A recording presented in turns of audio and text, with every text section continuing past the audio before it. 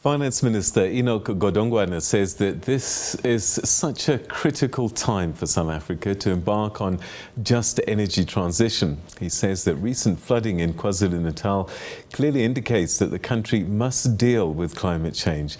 He spoke to SABC News on the sidelines of the Africa Development Bank Group's annual gathering in the Ghanaian capital, Accra. Kayalihle Kumalo is there. Well, certainly it's been a very long haul. So it's day 5 of this particular gathering here in the Ghanaian capital. A lot of issues being explored by the delegates. You look at climate change, you look at the financing of this phenomenon, as we know that Africa has seen the devastating floods, desertification, and many other natural disasters. And of course, someone who has been really at the center of this is South Africa's Finance Minister, Enoch Godongwana, and he joins us now. So once again, Mr. Minister, thank you so much indeed for your time, sir. So it's been wrapped up. A lot of key decisions have been taken. As South Africa, for you, what are some of the main issues that you happy were being ventilated here, addressing really, of course, the priorities facing the continent? I think the main issue is just transition, which is an important factor affecting all the member states, and I think that's an important aspect. We had a meeting this morning with the president of the Development Bank, SADC, and because it's going to be important that there's a strategy which looks at the entire region. So those are some of the major issues. We have also looked into the commitments by the developed world at COP26. The bank would like to structure that if the relevant members of the partnership group would agree, and then in so multiply the effect of that money from 8.5 billion to about 27 billion.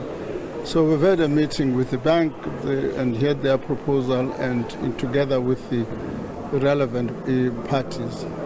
In addition, what we're talking about is technical support in order to be able to develop a relevant development strategy as a nation.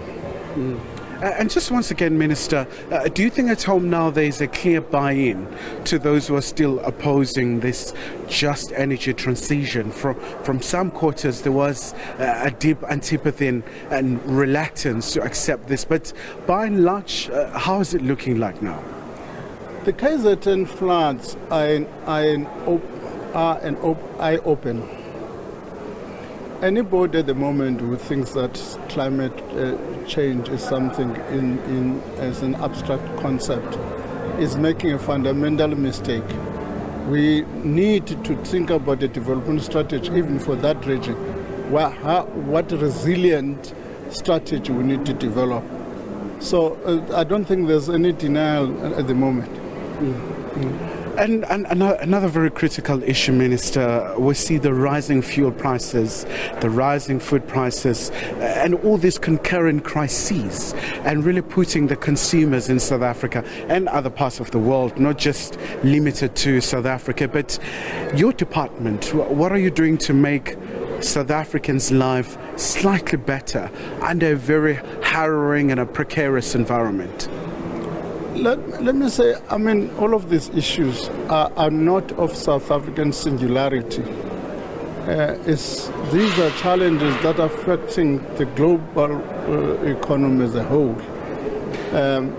But in the case of South Africa, I think there's general agreement that I'm not necessarily that food prices are not or food scarcity is not going to be an immediate challenge. What is an immediate challenge are the fuel prices. To my knowledge, the relevant departments in South Africa are having a discussion about the future approach to this question. It's going to be difficult. There's an acting Minister of Finance at home. He's probably grappling with this question. And just once again, Minister, we know that South African enterprises really do have a significant footprint in the continent. I mean, look at Ghana, ShopRite, so many entities. And we know at home it may not necessarily be your issue, but I would imagine it does arise, the issue of the anti-migrant sentiment. Are your colleagues concerned? Do they talk to you about this issue at all? No one has raised it in particular in those words. I have raised it in the context of debating the Zimbabwean debt with the British, that we have got an interest in the resolution of the Zimbabwean debt and it is the development of that economy like anybody else, because it does affect the spillover effects on the economies of the region that's got impact on Africa, including the migration. And just before I let you go, Minister, obviously now everything is done and dusted. What's the way forward in terms of the commitments, in terms of the pledges that have been made? How do we sustain all these commitments and really make sure that they are fulfilled? Let me just say, insofar as climate change is concerned, the agreement is twofold. The developed world will put $8.5 billion. We must then develop investment plans where these $8.5 billion will be deployed.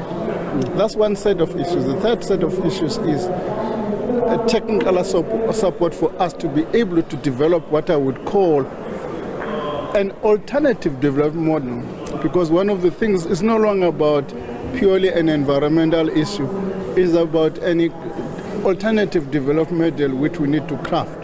To that end, we have been discussing with our development partners for technical assistance. Yeah. All right, so Minister, thank you so much indeed for your time, sir. So it's going to be such a very monumental task, and there was an admission from the African Development Bank Group that it's got to be a gradual phase, because there shouldn't be any risk, of course, affecting the poor and other parts of the economy when you have this just economic transition in terms of the energy, moving away from the fossil fuel to other means. So it's going to be quite a very massive challenge. But of course, that's all here from Ghana. Like they do say, welcome Akwaba, and thank you so much. Kyle Kumalo, SABC News, Ghana, Accra.